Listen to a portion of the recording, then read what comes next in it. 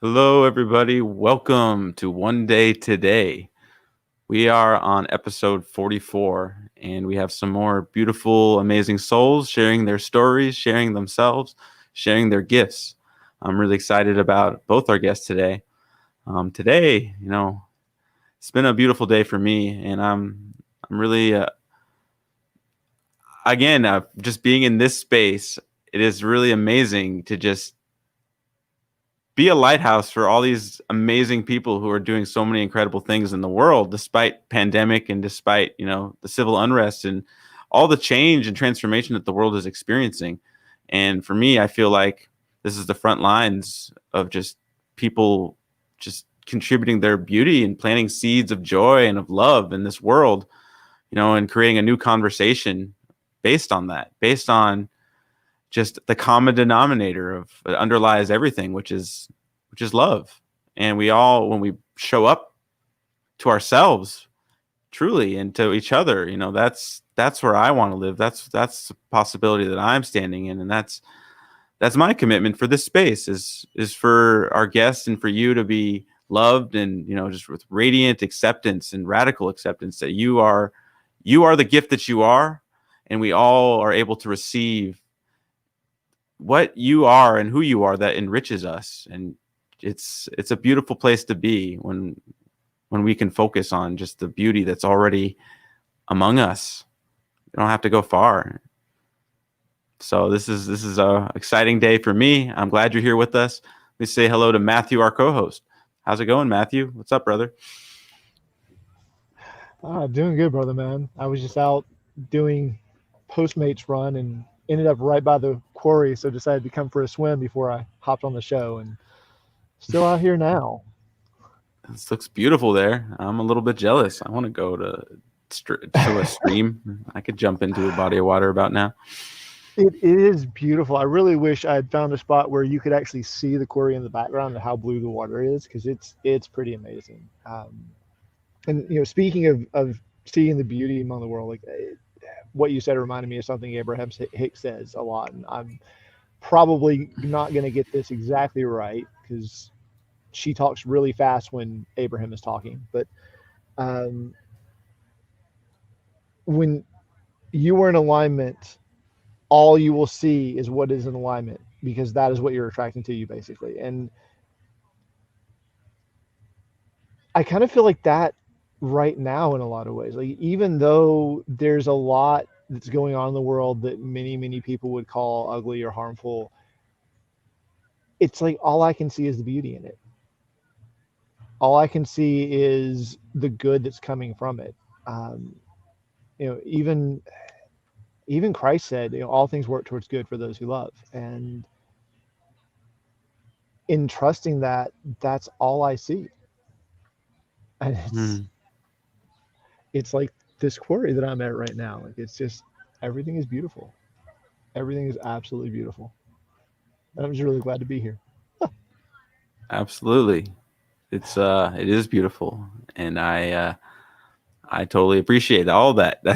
It is a beautiful. Everything is in its right place, and it's and there's I've said this a lot. There's collateral beauty even in the chaos. And when we can see that and we can focus on that, that's when beautiful things open up. I want to introduce our first guest. I'm really excited to have her. We have Anna Brown with us. Hello, Anna. Hi, how are Thank you you so all? much for being with us. I'm doing great. How are you? I'm great, thank you. Super excited to share with you my experiences of, well, my whole life. So we will try to condense it all into 15 minutes. But so the title of my chat today is going to be Grace Begets Grace, and let it start with you. I love So it. I'm I'm gonna warn excited to you. hear it. I'm gonna I'm let gonna you. warn I'm gonna let you take the stage, Anna, because I want to hear this. This sounds amazing. Thank you so much. So I'm gonna warn you, ladies, get a tissue out ahead of time because it's not pretty, but it ends up really beautiful, and whew, I'm getting emotional about it. So I So everything started in 1983 for me. My first boyfriend of 4 days. So I wasn't really into men. I was a jock. I was studying. I wanted to be a doctor. So I really was just an innocent little girl, and had a crush. And my first boyfriend sexually assaulted me. So literally, it wasn't like the violent thing that you imagine, but he held me hostage until I conceded. So it was under duress. 10 seconds later or 5 seconds later, whatever it was, I ended up pregnant at 13 years old. My mother, in her wisdom, I'm Catholic, so she said, we are going to love this angel. It's not his fault. And we're going to raise him. And we're going to raise him because I was so young. She wanted to give me a little bit of my childhood still, that we were going to raise him as her son and my little brother. So fast forward 9 months later, my son is born. Through the pregnancy, I wanted to die. That was the worst thing in my life at that time. Dream shattered. Anyway, I held this baby, and I was given the gift of grace. Because when I held this baby the first time, he owned me. He just did. In my whole life from that moment, and I have lived for him and my other children since then.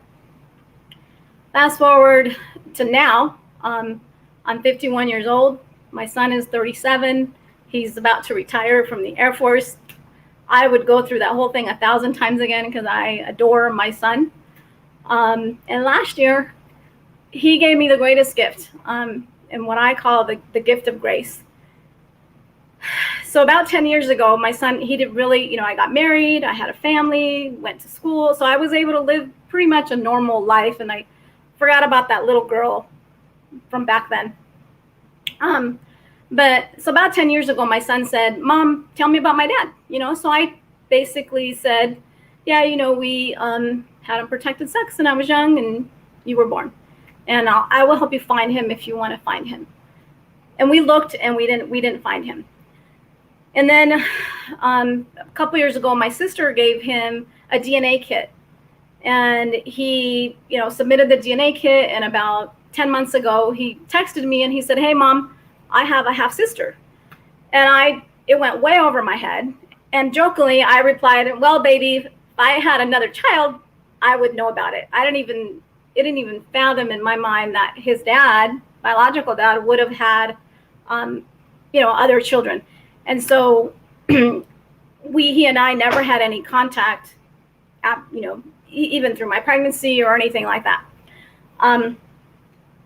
So fast forward to last year, and my son, through that DNA test, found a half sister of his, and then he found a cousin from, his dad's side of the family. And the cousin found the dad, and his name's Tony. He went to the dad, and he told him his son was alive, or because unbeknownst to me, this little boy too as well, he was told a couple of years after my son was born that his son was dead. And so I never really considered him or thought of him. I just totally dismissed him once I became pregnant. And I kind of thought, well, he, to me, having this baby so young is destroying my life. And I just assumed he didn't care. He wouldn't have anything to do with it either. But he did. He even got morning sickness. He was in love with the idea of having a son. Anyways, poor guy, he didn't get to even see him. And then he started dating a girl that lived 4 doors down from me to try and get a glimpse of me or maybe his little boy that now I know my parents wouldn't allow him to see or him have any contact with me because they're just trying to protect me and my baby. So this girl, I don't know if she's an angel or she was just incredibly evil. When my son was about 2 years old, she told him the baby had died, which wasn't true. And he says, I used to go see her and ask her about you and the baby. So I imagine she probably just got jealous, and that was a simple fix. The baby died. And so he had, for the last 35 years, thought his son was dead. So fast forward to last year when he's told that his son is alive. And my son was able to meet his father, his grandfather, his aunts and uncles, everybody. Turns out he was the oldest grandchild. And if you have a big family, you know, the oldest grandchild is really revered in any family. And so my son, you know, calls me and says, "Hey, Mom, just want to let you know I met my dad, I met my grandpa, my cousins, everybody, and everyone is overjoyed." And I go, "Oh, wow. Well, how did Tony's life turn out?" And he said, "Well, it hasn't been easy for him. He lost a child to police violence, teenager, and he got out of. He spent 10 years in prison, um, you know, for a circumstance that, well, anyway, his life was tough. And I, kind of like on my pedestal, I know I've gotten over the trauma of being a young mom, over whatever happened in the past. I said to my son, well, you know, if Tony needs closure and if he needs to see me, I'll be happy to talk to him or see him, thinking I'm the one that was there to help him. And so, you know, a few months more passed, and my son called me and he said, "Hey, how about if I come in and we meet, I take my granddaughter and we meet at a park and have Tony come by." And I said, "Well, what for?" And my son goes, "Well, I thought you wanted to meet him." And I go, "No, babe, I'm fine." And so he said, "Okay." And then I think just grace fell upon me that night. And I called my son and I said, "You know what, baby? I do want to meet Tony. I would like to see him." And my son said, "Oh, Ma, you know, I'm old now." He's 37 now. He goes, I don't need you two to get along or anything like that." And I'm like, "No, babe, I want you, we still have a long life to live, and I want you to have the most amazing life." And so then a couple months later, my son came, we went to lunch, and he said, "What are you doing later?" And I go, you know, I said, "I don't have anything planned." And he says, "Well, I'm going to Tony's house. You want to come?" And jokingly, I just said, "Yeah, I'm feeling extra young. Let's go meet him." So it was a good thing that we surprised him, because had he had noticed, he would not have seen me. So my son and I surprised him, and I really was expecting this person to meet me with hatred, with disdain, with disgust, you know, because I, in a life, and so him and me and my son sat down and we spoke for about hours, and there's just the grace. And throughout the conversation, he said, "I love you, but I hate you," and he kissed me on the forehead. And since then, I was able to ask forgiveness of him, ask forgiveness of his family, his mom, I mean his grandma, that hadn't seen her own grandson for 37 years, and they have all been incredibly graceful to me. And I found out that I wasn't the one who needed him. I really needed all of them, and closure in this situation. Fast forward to now, a year ago, so we were literally friends. I set my intention that I was going to love this man because he's my father's son, and for the love that he had for his own son. So fast forward to recently, a few weeks ago, not even a few weeks ago, 2 weeks ago, I found out my youngest daughter is getting a divorce. Her husband brought a woman into the home where the children were 3 times, and she's getting a divorce, and it's ugly. And I called him to let him know, I love you both. I'm not taking sides, and I'm here for you. And he opened up to me, and with tears in his eyes, explained to me like every lurid, dirty detail of the mistake that he had done. And you would think that because he's hurt my daughter so much, that I would hate him. The old me before Tony would have hated him, and my wrath would have been upon him. But instead, I cried for him, I had compassion for him, and I said, I still love you. That one, your mistakes do not define you. You've been 10 years a great father and a great husband, and I love you anyways. And he really couldn't believe it. And so I feel that it is my obligation to give grace, since I was given that kind of grace that I don't think I deserve, because I know, you know, the circumstances or whatever, even though I was little and all that, I played a part in it. And even though I didn't mean to, I hurt an entire family tremendously. And so anyway, my son-in-law, I'm his emotional support now, and we're going to move forward and get through this divorce and get through raising my grandbabies together as a family and in love. So if you have a relationship that's torn, if you haven't spoken to anybody for a long time, fix it. Let grace begin with you. It is so incredible. It is so amazing. Let God judge. Your job is just to love. That's it.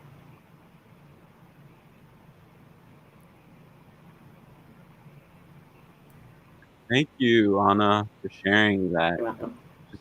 So, I mean, I just acknowledge your courage of sharing your story, and it's so beautiful how you've transmuted, all the struggles and the things you've been through and the things that you've carried, and you've turned it into this gift for us and for us all. And you sharing yourself is such a gift, and I honor you just for that, and just thank you first of all. Thank you. You're welcome. Thank you for listening. Absolutely. So there's a few things that really resonate and come to heart. But when did you like grace is something that I didn't understand for a long time. I didn't have any background. I mean, my father is Jewish, but I never had any spiritual background other than my own journey on my own. And when did you discover what grace was fully, and like when did you recognize it?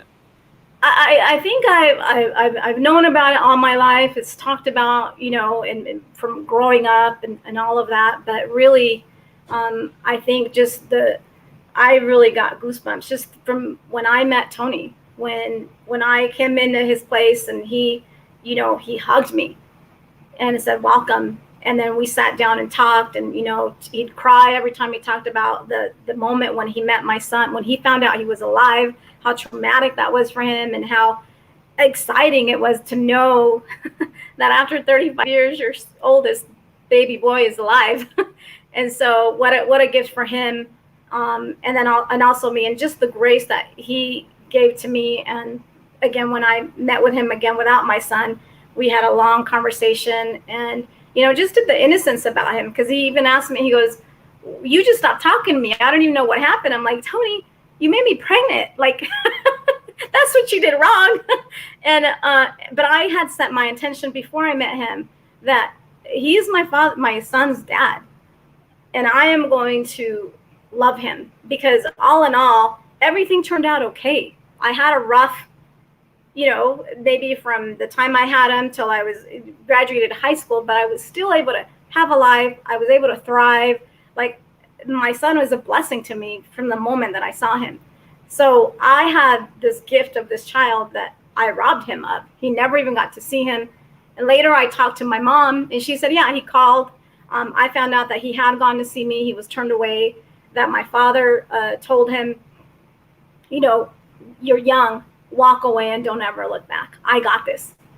Because that was my parents protecting me. And so his family understands that my family was doing the best that they could do with the particular information that they had. And they are grateful because my son had a good life. I mean, he's a sergeant in the Air Force. He's had an amazing life and career, and he's literally about to retire next year and start a whole new episode to his life. And he's just an amazing person.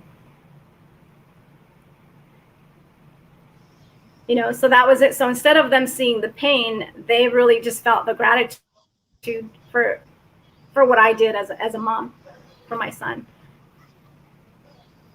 And the same when I went to apologize to his mom, she said, don't worry about it, because we're grateful for you, and everything happens for a reason.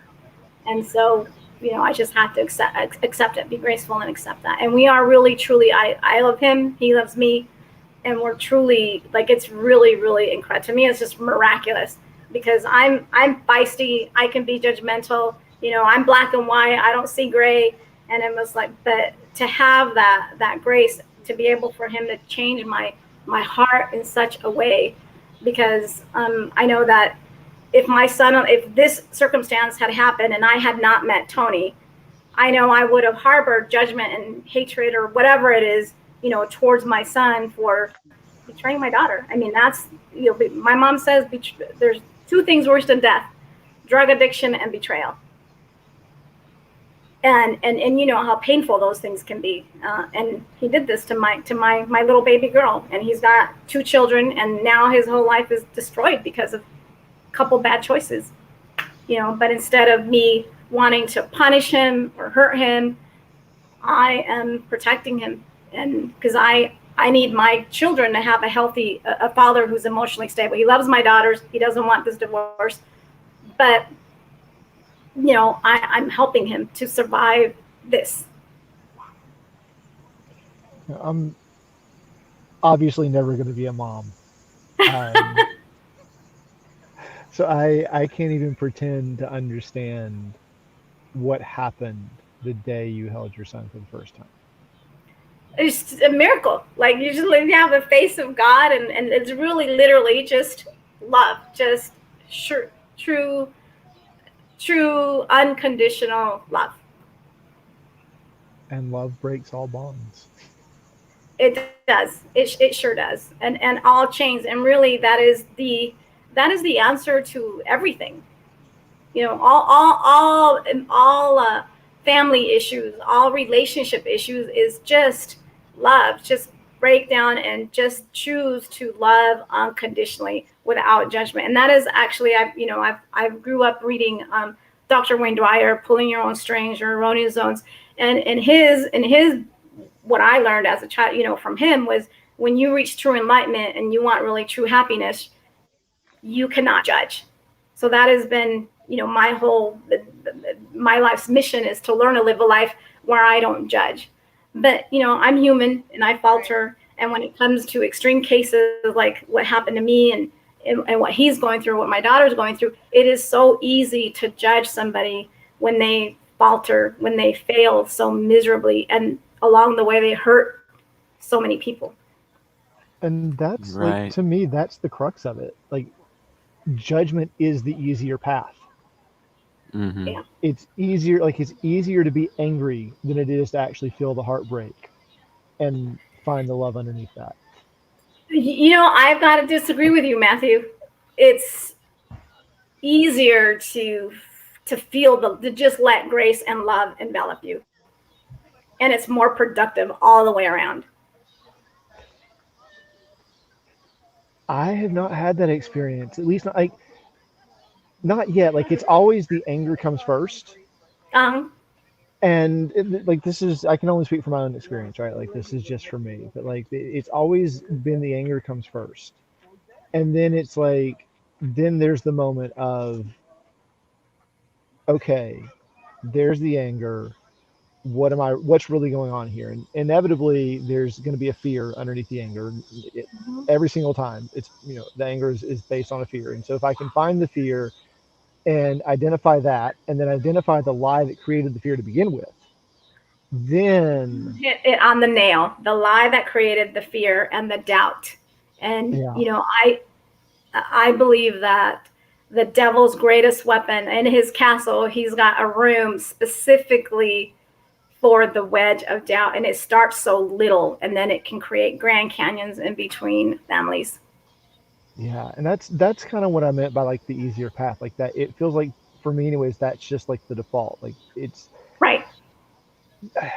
I actually was talking about this with my mom a while back because there was a moment where like she was just completely unaware and almost got us killed while driving. Basically, like she pulled out in Oh the middle no. of an intersection, and like I just got so angry, and like it was that immediate like Right. just like what are you doing, woman? Like what's going on? Um, and and that reaction happened, and like it really her like it really triggered her. And so like seeing her be triggered and like okay shit I've done like I reacted, I wasn't being loving, so having to stop and talk it out with her. um and like what I realized is like in that moment, like if I had let myself feel the heartbreak instead, that was what I was really scared of, was feeling the heartbreak. Like to me that meant I had to feel the heartbreak of the entire world all at the same time, and it just felt like it was too much. Oh Like wow. I couldn't do it in that moment. Right. And so like Yeah. that to me that's where like the anger was easier. Yep. Yeah. Yeah. I think it's really, for me, grace. You know, it's grace is a gift, and it's we have a choice whether we receive it or not, and we can stand. And grace is also a context for love, for forgiveness, and we can choose to extend that gift to ourselves, to others, Yeah. or not. And in my experience, not extending grace has been more painful. It has been more suffering. There's times my mind has been justified in being angry that I was mistreated, that I had been done wrong, that I was let go, or I was taken advantage of, abused, whatever it may be. And standing in that resentment, standing in that anger, only holds on to creates more of it. And grace is the beautiful, seemingly magical ability to just see that pain, see that hurt, see that urge to judge, to be angry, but letting it go, because recognizing that what the anger that was received, or the judgment, or the fear, or whatever was received on the external force, is not, we don't have to hold on to that. It's a choice to hold on to that. And grace gives us the ability to see the love in somebody, but also we can see that the hurt or the pain or the toxic not as them, but as just what they're dealing with. And we can be in their world, and we can love them despite that. And we can really show up, without changing or expecting something. But we don't, like, grace is an internal gift and a choice that we can always decide to keep and choose. And in my experience, it's when I've let go of resentment and chose to forgive instead, and chose to show grace, it's only let out my suffering. It's only let in love. My suffering is replaced with love and something greater. So I think it's beautiful, everything you're saying about grace, and it is such a gift. And I see that you are just an engine for grace, and you are just extending and sharing it, and it radiates. So I really just I appreciate you, Anna, who you're being, and just the gift that you keep sharing. Just thank you. I really just honor you for being here. You're welcome. You're very welcome. And I do hope that's it is possible. Like it's really insane to me that I'm, or even my son-in-law, that we are now allies, that we're working together to keep him, sane, or even my relationship with my son's dad. He calls me at 10 o'clock at night. Hey, how are you? He jokes to people that I'm his wife. In fact, it was really funny. My son was being stationed to Korea for a year, and he calls me at 10 o'clock at night, and he said, hey, we're going to meet at my sister's house to talk about having a barbecue for Manuel, and that's my son, before he leaves to Korea. And so I met him. I went and picked up his mom, and we went to his sister's house, and by the time we got home, it was midnight. They had a curfew going on, so I stayed the night at his mom's house, with him. And it was really funny, because he's like, Ma, tell her she has to sleep with me. It's just a really beautiful thing. And then the other thing is, I was actually afraid to tell my mom that my son had found his dad. And I told my son, I'm like, hey, I feel bad hiding a secret from my mom. And he said, Ma, I wasn't there. It's not my choice to make. So you decide. And when I went to my mom and explained to her what had happened on Mother's Day, she said, el amor nunca sobra, which means that there's never too much love. And that I am grateful to his family, to his dad's family, for, like, they love everyone is just overjoyed that he's now in the family. He's got brothers, he's got cousins. They have a group chat together. Like, there's a lot of love, and they're looking forward to building on that relationship with love. And so when my son came in and they had that barbecue, I wasn't here. I was in Seattle visiting my daughter, but my mom went. She met the grandmother. She met Tony. She met the entire family, and nobody, nobody gave her a dirty look. Like, everyone is just welcoming to her. And when I'm at Tony's mom's house, I've been there, and that morning we had breakfast. She made lunch afterwards, and she's got 4 aunts and cousins. And when they meet me, I'll go, hi, I'm Anna, and they'll go hi, and then somebody will say, that's Manuel's mom. And then I get showered with love. They're like, oh my God. And then I get a real hug, and I just get all this love because I'm Manuel's mom. So that, I mean, to me, that's just a beautiful thing, because at some point I'm expecting to get, you know, a slap across the face and somebody say, do you have any idea the damage that you caused to this family? And I would accept it gracefully, because I, you know, probably deserve it. But that's not been the case. Thank you, Anna. Speaking of lies that create fears. Yeah. That might be one right there. I'm sorry, say that again, Matthew. I don't know that. I said, speaking of lies that create fears, that might be one right there that you deserve it. Oh, I don't see thank you. Yeah. I don't see that at all. I appreciate that. Thank you. Thank you so much for Anna, sharing, thank you. Anna. We're going to check back with you in just a little bit after our second guest, Wendy, shares. But thank you again, Anna. It's been such an honor and pleasure having you share with us. Thank you. Thank you again, Anna, and thank you all for tuning in with us. This is an opportunity. I'd like to just invite you and encourage you to share your gift, your genius on this stage. We all benefit from just you showing up to yourself and bringing yourself, what you've experienced, what you've been through, what you've overcome, what fears and lies did you face within you, what trials, what tribulations, what did you overcome to be here now, to just contribute to us all, to be part of something greater than yourself. This is a space for you to be just loved and accepted, and that's part of our mission here, is bringing you and me and communities together in joyous celebration, unifying humanity and our diversity to create a better world for us all. For us all. So now I am going to introduce and welcome our second guest. We have the Wendy Huffman. Hi, Wendy. Welcome back. Hi. Thank you. Thank you. Yeah, I just wanted to make a comment on Anna's story. It was so moving and really inspiring. And one thing that I learned early on with the first loss that I had was that anger dulls the pain. That's like the first response, because it does dull the pain.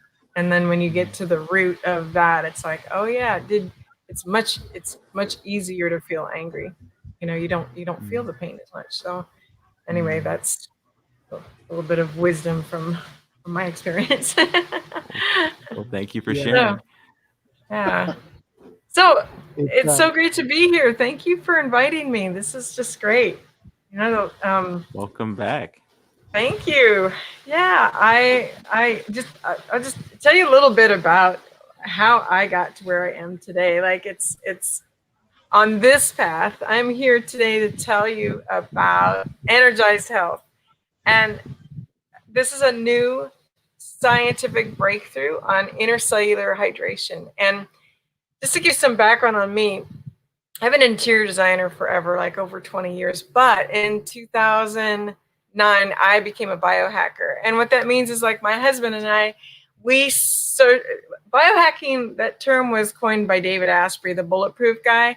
And he coined the phrase, and it's something to the impact of to seek out like emotional and scientific and medical breakthroughs to be superhuman, right? To be the best that you can be.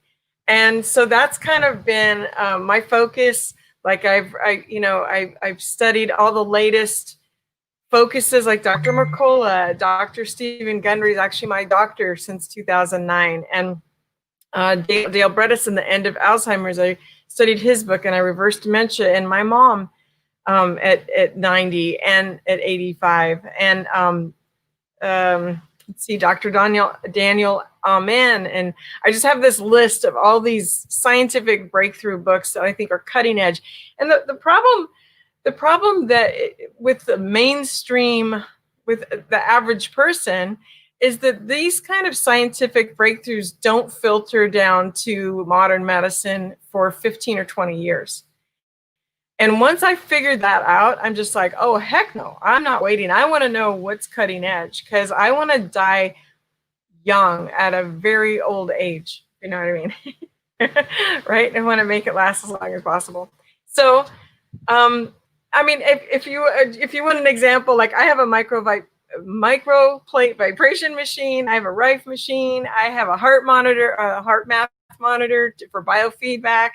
I have a water ionization machine. Like, you name it, we pursued it. We found out my husband did cryotherapy, you know, where you drop down to negative 240 degrees or something crazy like that. I haven't done that yet, but it's on my list. So it's just that kind of stuff that is cutting edge science. So then a few weeks ago, I meet John Jubilee. And John Jubilee, 25 years ago, he hacked his body because medical science was not helping him solve his problems. And he's a brilliant mind. And he came up, I think it was 40,000 hours of trial and error. And it's not just like one thing. Like, somebody says, well, is it a pill you take? I'm like, oh no, it's a protocol. It is everything from it's the diet, and it's the exercise, and it's the supplements, and it's the protocol. It's the when and the how, and it's a whole system. But what it does, it's all about hydrating the cells. Like, everything that I've studied has been to overcome something that you're dealing with in your body. And John's stand is like, if the cells are hydrated properly, your body can do it itself. Your body can heal itself. And I'm like, that makes perfect sense. So right now, with our diet and with our environment and everything that our body's exposed to, our cells are like marbles, and the membranes of the cells, they can't let water in. And I knew this, and that's why I did the alkaline water machine, because I was told that that made a difference. And it does make a difference. But when I got on the scale that I got as part of the protocol, it showed that I only had 44% hydration of my cells, and 60 is the beginning of health. Like, that's kind of the average, you know, where you should be. So at the beginning of exceptional health. So I've been on the protocol about 3 weeks now, and my cellular hydration has gone up to like 46%. I feel great. I've lost 8 pounds. And I actually quit my job last week, and I called John and said, I got to be a part of this. Whatever you're creating, whatever you're building, I want to be a part of it. So anyhow, that's where it is. The program is called Energize Health. And if you want more information, there's a master class where John explains a little bit more about it. There's testimonials. He's had 50,000 people in the last 25 years go through this protocol. And he told me, I have genetically high blood pressure. I've been on blood pressure meds since I was like 23, I think. And it's not like a little, it's like a 180 over 110 without my medication. And everything that I've done has not touched that. And he's like, you know, based on my experience and the history of the people who've gone through my program, I predict that within a month, you should be checking your blood pressure frequently, and go see your doctor, because you probably will not need your medication anymore. And it makes sense, right? The cells have what they need. They can push out the toxins. They can have the right amount of pressure. They can do what they need to do to duplicate and to take care of the body. So anyway, as you can tell, I'm flippin' excited about it. I just think it's the perfect next step for me. In 2017, I became a life coach, and I was doing health coaching based on all the different diets that I studied, and I was trying to handpick which diet would work. You know, if you have a lot of allergies, you know, David Asprey's thing, he had a lot of environmental allergies, and so, you know, that's apropos for something. But then Dr. Gundry, he's an epigenetic, and it has to do with genetic things and heart things. So it's like I was trying to curate all these different diets and help people. And now I'm just like, oh, hallelujah. All I have to do is make sure their cells are hydrated and their bodies will heal themselves. You can see on the testimonials that, you know, he's had people, the protocol is 104 days. It's 2 weeks of pre-launch, an 88-day protocol. And it's just 3 things you do at every phase. So it's not overwhelming. But people have lost 100 pounds in that time. And it is profound. And anyway, you can tell I'm excited about it, right, Abram? Do you have any questions? Well, thank you, Wendy, for sharing. Your passion for it. I love it. I love when you share your passion, and like I want to step back from it, like, because I think it's amazing that you found this amazing thing that works. So where did underlying this, where do you see this impact? Like, where do you see this impacting your life and your health, but also in the people you love? So what is the like in loving and honoring our bodies? I mean, you've been through tragedy and loss because of, sickness, and I'm sure that, how much does that have to do with, losing Bill and, all the other loss that you've experienced? Yeah, my first husband died of cancer in 2015, and we were divorced at the time, but I took care of him until he passed. But we were still friends. I always loved him, and yeah, my mother died when I went back to I went back 5 years ago to live in Tennessee to be with my mom because she was declining rapidly, and they put her on hospice, and I put her on Dr. Gundry's diet, and she actually lived another over 2 years after hospice. So they had to kick her off hospice. She no longer qualified. So, and not only that, but she dropped 40 pounds. She gave up her walker. When she died, her heart just stopped and she wasn't in pain. Like when I moved back there 5 years ago, she was in chronic pain. And she was just like praying to die. Like, I'm ready, God take me. And I'm just like, no, you're here for a reason, And I asked her, I was telling her these options with the diet. And I was just like, when they said hospice, we went out to lunch and I just looked at her. I'm like, live or die, Mom. It's your choice. You really get to choose. You get to choose if you're going to try. There's no guarantees, but you can do whatever you know to do, right? And I believe God puts things in front of us to give us choices and give us options, and it's up to us to be open to receive it. So it made such a huge difference for her. She created photo albums in her time. She's like, oh, when they took her off hospice, she's just like, what am I going to do? And I'm like, I don't know, Mom, what do you want to do? What if you live another 5 years? What do you want your life to be about for the next 5 years? And she thought about it for a couple of weeks. She said, I'm going to be the family historian. And she made photo albums for all of us kids, for her brother, for her sister, for her cousins. And she was so industrious. At 90 years old, she's just like, I got to get to the library so I can make copies for this book, It was just so inspiring, So, and I lost Bill last year. He had had a stroke from medical malpractice, and that's another whole story in itself. And because of that, he had grand mal seizures, and he was traveling in Africa, and he had a grand mal seizure that triggered a massive stroke that took his life. And it shook me at my core, and it's only been a year and a half, but it's like,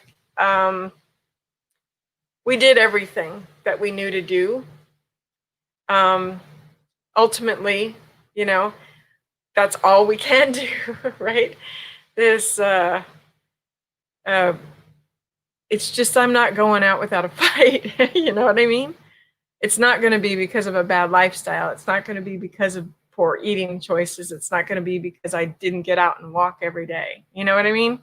When it's my time to go, I'm ready, but I don't want to die without having done everything I'm here to do. I want to be used up. Right? Absolutely. Yeah. That's beautiful, Wendy. Because what I hear when what you're saying is that, health is a opportunity, like having a healthy life and lifestyle is an opportunity to create those quality times, like you're saying with your mom, and having creating a library for all the kids, and for just like, that's a beautiful thing to live for. Yeah. I think the last 5 years of her life were better than the previous, 7 or 8 at least, because she was so sick and just dealing all the time with how miserable she was, and she was depressed and she was unhappy. And it's like, what a difference to have a vibrance and an excitement and a purpose in life. It's really key. What I love the most about energized health is that when your cells are hydrated, you can eat pretty much anything. Like I'm eating things.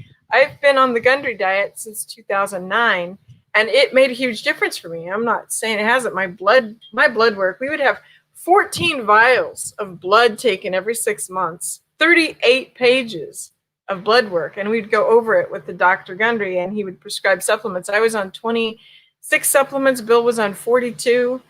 To fill in what was missing. I can't wait next year to get those same tests done to see how my body has just filled in those gaps on its own, And the only restriction is no white sugar and no white flour, and we all know that that's just poison anyway. But I'm eating all kinds of things that I haven't eaten in 12 years, So that's been fun. So You definitely got me curious about this. And there's a few things that I think we have time before we bring Anna back on, that I'd like to kind of dive back into real quick. One is that choice that you offered your mom, live or die, mom. It's your choice. Like that's something that's been coming up in conversation quite a bit the last few weeks. And it always brings me back to the last line of the chorus of one of my all-time favorite songs, and it's "If I live the life I'm given, I won't be scared to die." And that makes me want to cry. That's beautiful, right? Like it just every time I hear this song, like it just right there. And then like your mom finding purpose finally, like I maybe another purpose. Like I'm sure like she's had multiple purposes throughout her life. I feel like I've been there. I feel like most people have. Like we find multiple purposes as we go through. But like the last 5 years, like having that purpose back and having a reason to be here and a reason to live. Like that's what it's pointing to me. Like living our purpose. And then when it's time to go, it's time to go, and it's okay. Because we did what we came here to do. Yeah. She fainted, and they took her to the hospital. And then they said, well, she looks really good. And my sister's like, you should check her heart again. And they checked it. Like, yeah, we're going to put her on hospice. Her heart valve isn't pumping. It is an opening, like instead of 2.0, it was like 0.04. So like, that's what's wrong. That's why she's so tired. So we'll put her on hospice. And they said, but we'll call your sister's going to come and get you at 2:00, and about 10:00 in the morning or somewhere around there. She just said, I want to go home now. And they said, okay, we'll call your daughter. And they walked out of the room and she died. But that's the way I want to go.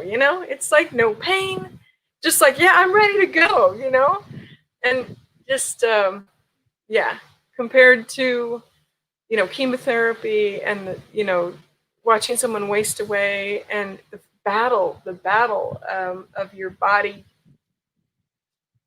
killing itself, it's so tragic. It's so tragic. And I'm just like, John's stand is we're going to transform one life at a time. If we can just bring back one person, from dealing with the diabetes or the, high blood pressure that causes strokes or, whatever it's not medical. You can't say that it reverses all these diseases, but the results, if you listen to the testimonies, there's been so many people whose health has been restored after doing this program.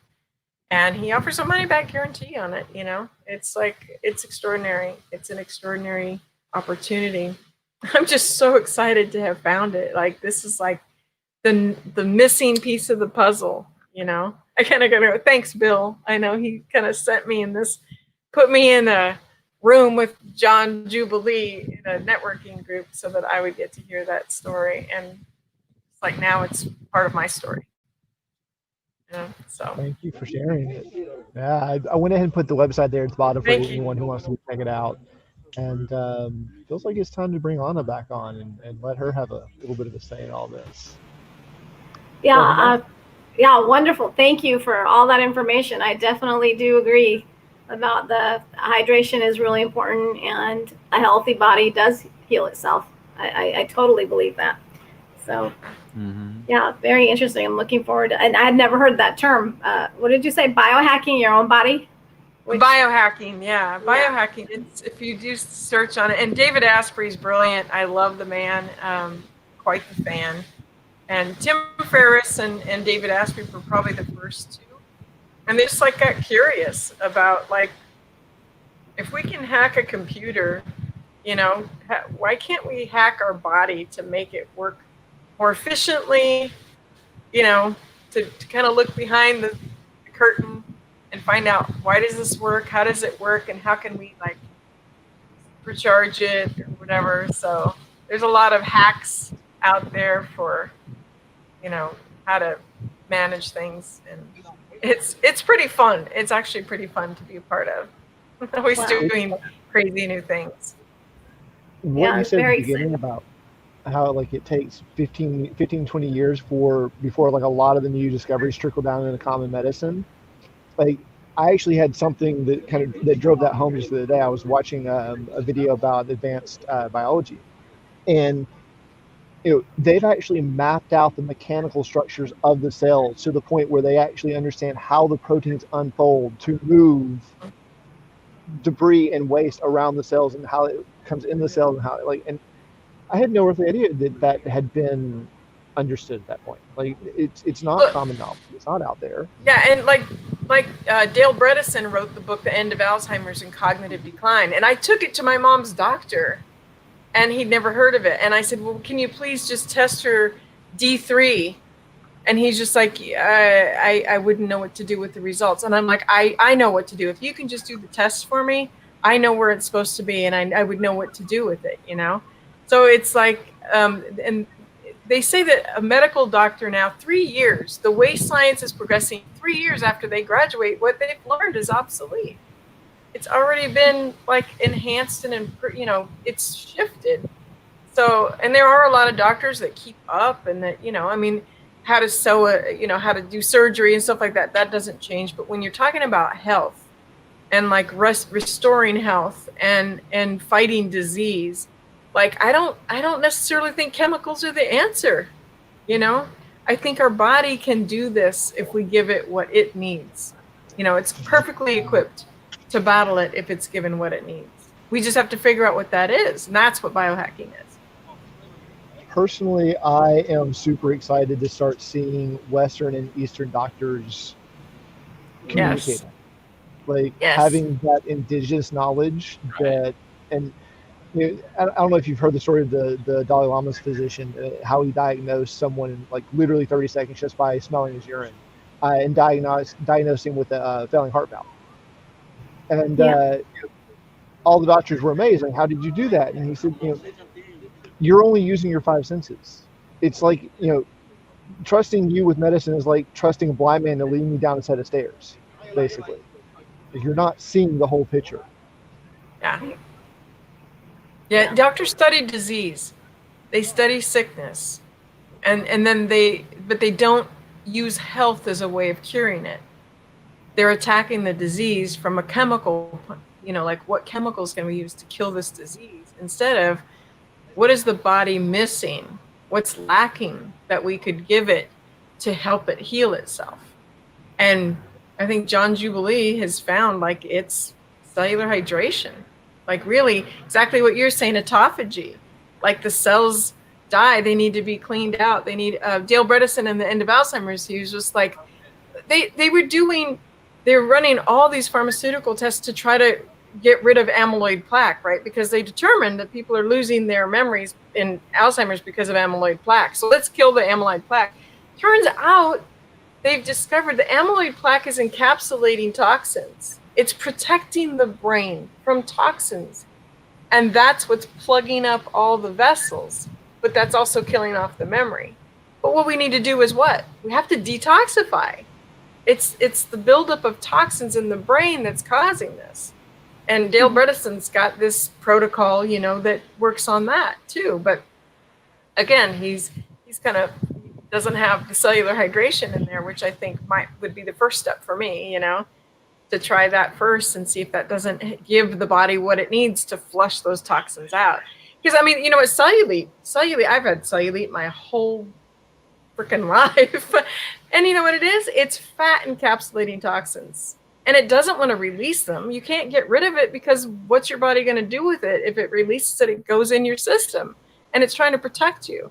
But when you have enough hydration, it's pushing it out of the cell. It's pushing it out of your body. It's getting rid of it. I'm already in 2 weeks. I can't believe like the cellulite is like disappearing. I'm just like, yay. And, you know, I've lost a lot of weight in the past doing all these other diets. And I'm fit, you know, although I guess on the scale I'm technically still obese, still at like 33% or whatever. Still got about 5 pounds to go, I think, before I hit underneath that scale. But it's like the cellulite just never went anywhere. Could never get it to budge or to move. And now it's like I'm seeing it being flushed away. I'm just like, I can't wait. This is exciting. You know, I'm just at the beginning. So. Well, that's exciting, Wendy, that you're seeing such dramatic results, and you're sharing it. Yeah. Yeah, I actually in the private group, I put my before pictures up. They're disgusting. It's just like it took some courage, and I'm just like, okay, here they are. I'm just gonna put them up there. Like there's no turning back now, right? But yeah, it's all about like, hey, this is what I'm dealing with, and I'm excited to actually taking action to resolve it, and then the after pictures will just be that much more sweeter. Yeah, and it makes total sense, right? Because our bodies are 80% water. And I don't know if you've ever read, I think it's Dr. Emoto's book on messages in the water, like even writing and words spoken to water changes the molecular substance of water. Like that's just an amazing. I heard about that. Absolutely incredible. If you haven't had a chance, just Google it. It's called Messages in the Water. Mind blowing how powerful your mind is, and you know, and thoughts and words, and how they affect water. And so that totally. Yeah. And so I was telling them earlier, I'm from Bolivia, which Bolivia has they found proof of inhabitants from 12,000 years ago. So I haven't been to a Western doctor in, you know, other than basic checkups, but I haven't been sick at all, you know, other than a little cold or flu in 30 years. My mom is 83 years old. She's all there. She has energy. And again, you know, she's not on any medications because we grew up eating, and I totally agree with the diet, because we grew up eating real food. I don't eat anything from the freezer section, nothing boxed. I eat real food. I fry things. I don't watch my diet. I do need to lose some pounds, but everything that I eat, Mother Nature made it. Like I think it's very cocky for humans to think that we can outdo Mother Nature. Yeah. In the mere 200 years that we have. And that's kind of where Gundry is. Gundry, he has 7 protocols or 7 seven things that sabotage us in, I can't remember the word, but anyway, it's the food supply. You know, we have genetically altered our food to where it's got, you know, corn and soy, and wheat is all treated with Roundup so that it's harvested easier and everything, but that messes with our hormones and our metabolism and makes us unable to lose weight. Like I said, if you're taking a step back, all that makes sense. But if you can take a step ahead and like, let's just push enough water through our cells to push out the toxins, like, okay, I'm good with that. You know? So, I mean, it makes sense. Our food supply has just been, you know, there's a whole bunch on that too. Absolutely. But go ahead. Yeah. Sorry. I lived it because I came to the United States when I was 9. My poor mom had a hard time because all of the food grossed me and my sister out. I don't believe an American that was born here in America since the 80s, they don't know what a real apple tastes like, what a real orange, what a real plantain tastes like. Because I grew up, we didn't even have a refrigerator. Everything was out in the garden. And the way nature intended you to eat it, you know, we pick apples green and they're full of toxins at the green stage so that they don't get eaten. you Right. know, and then the tree takes the lectins out, detects the toxins in the seeds and in the skin to keep the animals from eating it. The tree will absorb those when it ripens, and then it changes a beautiful color. Well, we pick them green and then we gas them, you know, so that they look appetizing. It's like just not, you would think eating an apple a day is healthy, but not unless you picked it off your own tree or off your neighbor's tree or from a local farmer, right? Right. Yeah. Yeah. It Yeah. is. But how do you feed, 7 Yeah. billion people? I know. Yeah. Locally, I It's guess, fascinating. right? You know, I agree. it's fascinating how we push health and food. I mean, particularly in the United States, it's fascinating just how we don't associate health or disease with the source. Health food. We more Yeah. focus on the symptom. It's like, well, we'll focus on us and we'll just throw chemicals at the symptom. And it's like, is that really like, even if it's a miracle cure, like, is it really going, like, who knows what other side effect it'll have? And it's fascinating that, and there's no, and the thing that's what, in my opinion, has made it difficult in culture to develop a healthy, no pun intended, healthy relationship to food is we're so focused on, I mean, there's a lot of aspects to it, but I see like we don't, food is, there's no smoking gun. There's no like tragedy where all of a sudden a lot of people get injured. It's a slow moving thing. So we don't really see the issues arise because it's a slow, health issues accumulate. They don't just happen instantly. So it's fascinating. Well, and too, like if you eat something and you feel sick, you just go take some Pepto-Bismol or you take some Tylenol or something. You don't equate it to like, what did I just eat that made my joints hurt? I mean, and like breads and grains, if you do have gluten allergies like my mom did, she was all crippled up with all kinds of pain every time she ate bread or wheat of any kind. And they made fun of me for trying to get her to stay off it. And when she stayed off of it, it was just like, wow. But it was like she just kept taking painkillers and stuff to try to alleviate the inflammation. But inflammation is the problem. That's what the food is doing to it. It's causing inflammation, and then that ripples out, causes all other kinds of things. So it's just like, yeah, we got to get to the root cause of it. And I think water is the beginning anyway. I think that's going to make a huge difference. Sorry about that. Yeah. A good There's water. A great book. Not dead water, not bottled water.